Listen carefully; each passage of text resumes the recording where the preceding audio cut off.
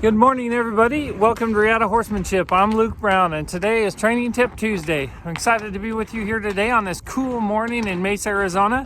I feel sorry for all you up north, up in northern Arizona, and also up in the northern states. It's got to be chilly up there because it's cool down here. We get in the wintertime, we really get spoiled down here in Mesa, and it's a beautiful, beautiful weather to train horses. And this morning, I almost need some gloves, which is rare for this time of year. It's really cooled off about 20 degrees more than it was last week. So, but I appreciate the cool weather. It's an awesome morning, and this morning I'm riding Duke again, and we're just doing some more urban and rural trail riding. We were riding over by the Mesa gravel pit, and he's doing really well. And this morning for Training Tip Tuesday, I wanted to talk about weather and how that affects your horse and how that affects your horse's behavior and your safety when you're riding your horse or around your horse.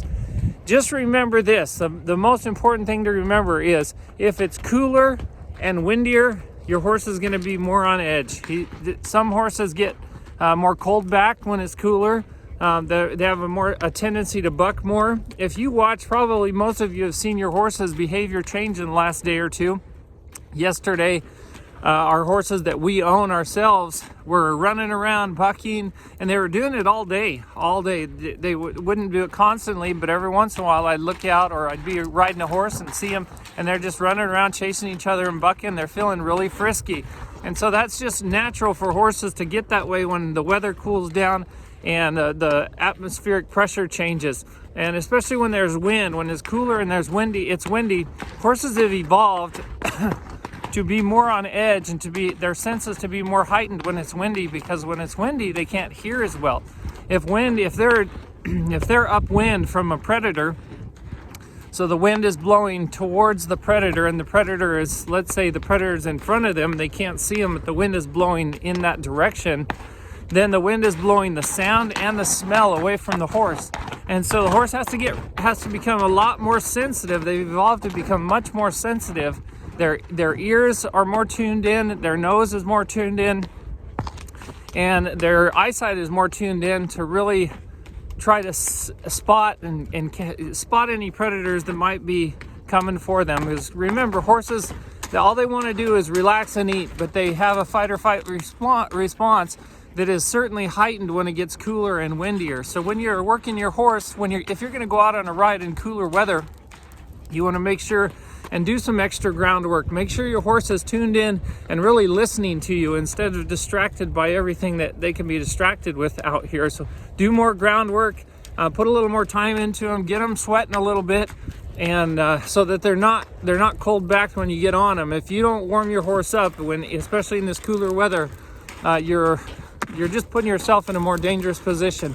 Horseback riding can be dangerous. You have to calculate your risks. And